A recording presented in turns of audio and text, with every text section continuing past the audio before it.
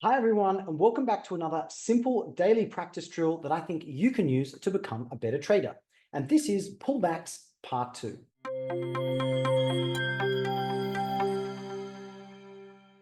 In my earlier video about pullbacks, I explained a little bit more about what a pullback is and how traders begin to use it. I also introduced what I think is one of the more valuable drills around pullbacks, in particular that pullbacks have pullbacks. A pullback has a trend line, and when that breaks, it sets up a with trend entry. In this video, I'm going to share some slightly more advanced drills to take your pullback training to the next level. Now, full disclosure, these drills have come from traders and mentors that I really admire and respect. In no particular order, Dr. Al Brooks from the Brooks Trading Course, Ali Moin Afshari from Quant Systems, and Peter Brandt. Through observing professional traders over a long time, you start to get an idea of how they think and how they look at the market, and they inspired these particular drills. So let's get into it. The first drill is called pullback distance. When I was in Dr. Al Brooks's trading room, one comment he used to make all the time was traders are looking for a pullback and they look to see how deep the pullback was. If we're in a very strong trending environment, then the pullback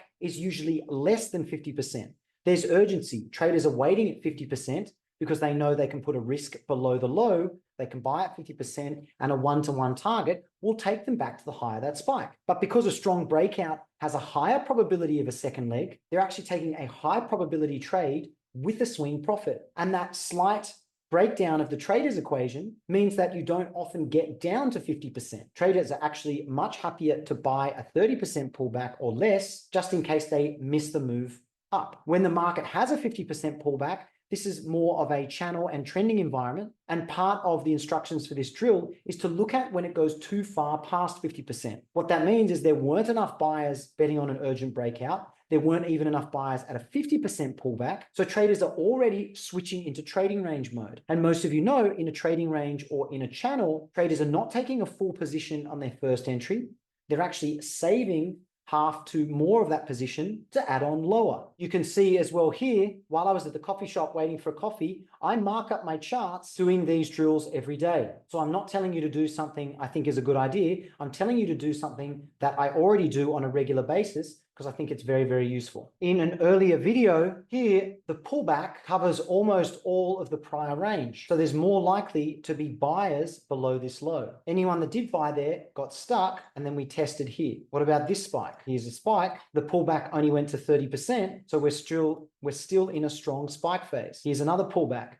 Went to 50%. This pullback didn't even get to 30%. The market's had a number of legs down, and traders should be careful because this might end in a climax where price goes all the way to targets and then reverses. So traders are more hesitant to enter in the direction of the trend when the pullbacks get big. Let's have a look at another example. Here the pullback's 50%, channel continues. Here the pullback's 50%, but nearly gets down to the bottom 2/3. You can see that depth of pullback resulted in a second leg sideways. This spike up barely got to 30%, more up. This pullback gets all the way down to the lower third, and you can see no one wanted to trade the channel anymore. You can even look at the whole day as a pullback. That pullback's in the top third, and then what happened at the lows of this range, traders bought. Here is a spike down with a 50% pullback. Here is a spike down. Now this pullback's 2/3. As soon as that starts to happen, there were buyers below. Now we're spiking up. Can traders use the last leg? Yeah, you can. I think it's more common to use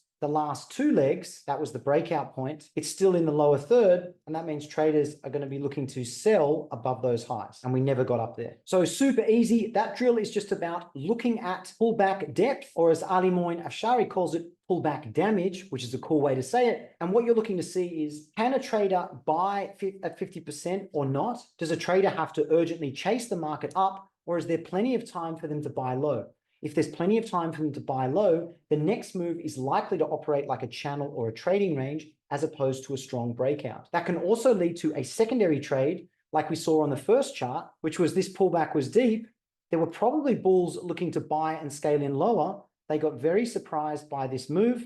They were happy to scale in and get out. And as soon as they got out of the way, three legs started. So that's drill one. Highly recommend doing that one. Let's move on to drill two. So drill two is called number of bars in the pullback. So one thing that Dr. Brooks mentions in the trading room, pullbacks in a strong trend rarely have more than 2 bars. You have bull bars up 2 bars, pause, and continue. When the pullbacks start to have 3 bars, that trend is starting to slow down. In particular, you'll see bull trends that all of a sudden get 3 consecutive bear bars. And this is not the place to sell, which is where a newer trader will sell, but it is a place that strong bears will start to sell above. They might sell above a strong bear bar. They might sell and scale in higher above that spike, but they know the chance of that gap closing is very high. So the bulls have a high probability trade to buy and go higher, and the bears have a high probability trade to sell and scale in higher. And the result is a channel. Let's have a look at some charts. Here, pullback is 1 bar. Here you could say it's 3 bars, but it actually got a new high. So 2 bars, 2 bars, 1 bar. This is a new high. We start to get 3 bars or more, and you can see at this point, we start to go sideways. You can see in the strongest part of this trend, 2 bars, 1, 1. Now we start to get 1, 2, 3, 4 bars. What about here?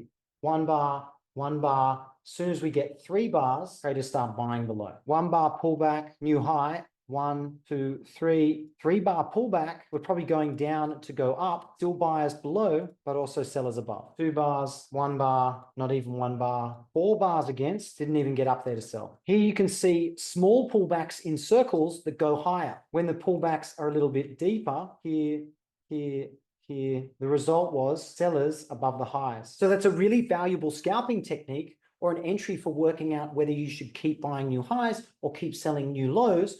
Look at how strong the pullback was. Do you think that pullback itself is enough of a breakout to get a second leg? So that's the end of the second drill. I highly recommend you just go through the last month of charts, 20 charts or so. It's a very quick drill to do, but you'll see how reliable this method is to either position yourself for the next move or fade it. And if you get stuck, there's often a secondary trade which can help you get your money back. Let's move on to the third drill. So drill number 3 is called, how many prior lows did we take out?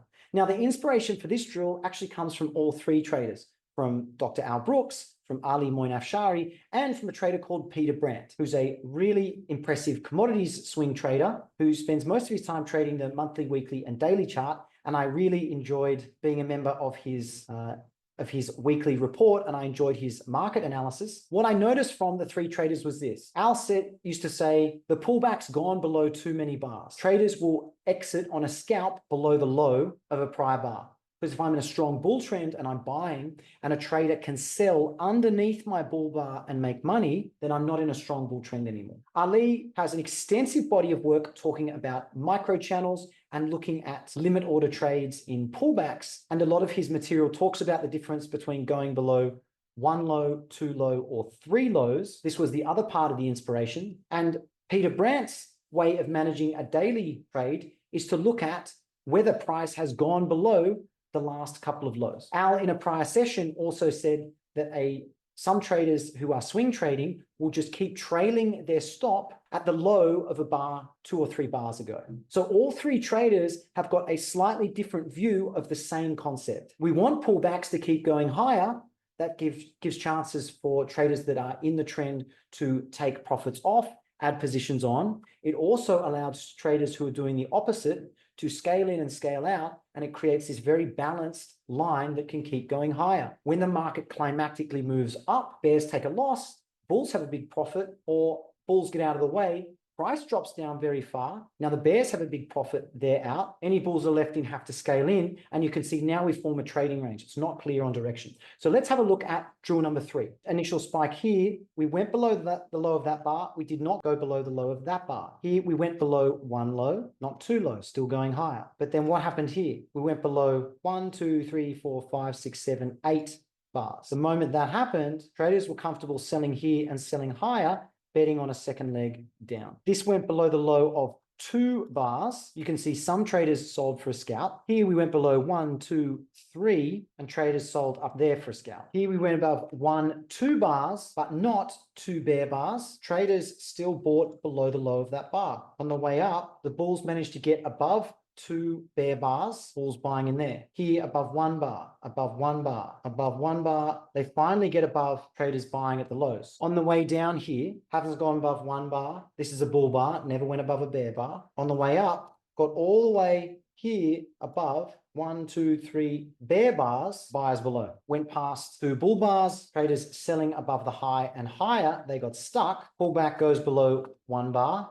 Now this pullback goes below many bars. The traders now sell above that high. So you can see in this instance, it was more important to take out the bear bar high. It only took out a bull bar high. That's not enough. Never took out a bear bar, did take out a bull bar down. Here it took out many bear bars. Traders decided to buy the low. You can also say this spike went below all these bull bars. So traders sold above the high there. So really simple drill to understand, but incredibly valuable. You can see just on 2 or 3 charts how often the market respects the pullback. And I guarantee that if you practice your observational pullbacks, you'll be able to filter out less reliable trades, which is going to improve your hit rate. You're also going to find really good places to switch into trading range trading before it's obvious it's moved into a trading range. Well, I hope you found those 3 drills valuable. Just as a brief recap, we had 3 drills in this video. The first drill is looking at pullback distance. Is it less than 50% or more than 50%? The second drill was looking at the number of bars in the pullback. Is it 2? Is it 3? Are they consecutive bars against? So a small second leg sideways. Is it 3 bars against, which means it's probably going to move into a trading range, or is it less? And in drill number 3, we looked at how many prior highs or prior lows did we take out in that pullback? And in particular, if I'm in a bull move, did the bears go below at least 2 bull bars? And in a bear move, did they go above at least 2 bear bars, or did they in fact take out 3 or more? So thanks very much for watching. I hope you find those drills valuable, and I'll see you in the next video. My name's Tim Fairweather from Zen Trading Tech.